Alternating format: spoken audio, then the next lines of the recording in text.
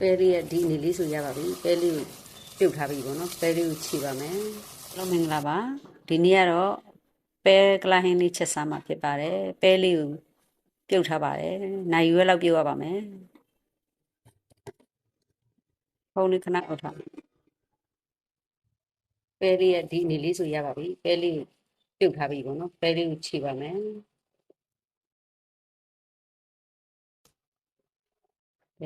ပဲလေးခြေပြီးဆိုစစ်သွင်းဖြူနေစီတက်ပါမယ်စီလေးထည့်ပါမယ်စီတက်မှာပါနော်စစ်သွင်းဖြူရယ်စစ်သွင်းရယ်ဂျင်းလေးရယ်တနမုတ်လေးနည်းနည်းထည့်ပါရယ်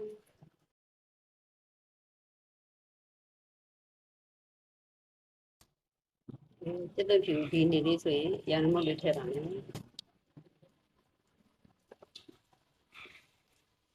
ရန်မုတ်လေးထည့်ပြီးဆိုရင်တော့ဗောနော်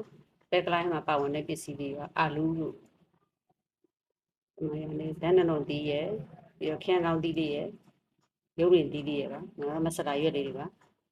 ဇန်နလုံးတီးနဲ့အရင်ထည့်ပါမယ်ကိုကြက်နှစ်တဲ့အတီးလေးထည့်လို့ရတယ်နော်ဇန်နလုံးတီးနဲ့အာလူးလေးနဲ့ထည့်လိုက်ပါမယ်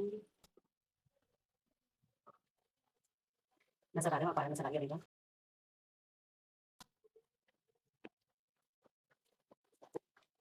မဆလာလေးထည့်ပါမယ်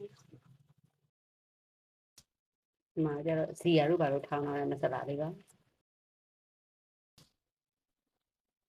စူဗီတာရင်လေးထဲကိုလုံးနာတဲ့ဟာလေးထည့်ပါမယ်အဲဒီမှာလုံးနာတဲ့ဟာလေးပါ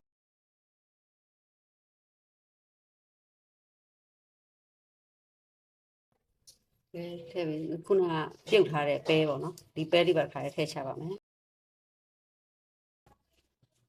စားလေးထည့်ပါတယ်ချမုတ်လေးထည့်ပါတယ်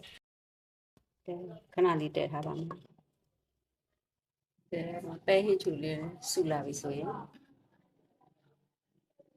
ခရမ်းကောင်းလေးထည့်ပါမယ်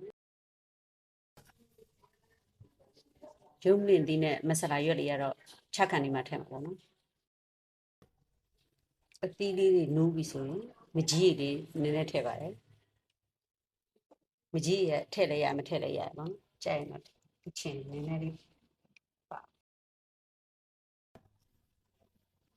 ဒီမှာအထက်အသီးတွေလည်းနိုးပြီဆိုတော့ရုပ်မြင့်ဒီနဲ့မဆလာလေးထည့်ပါမယ်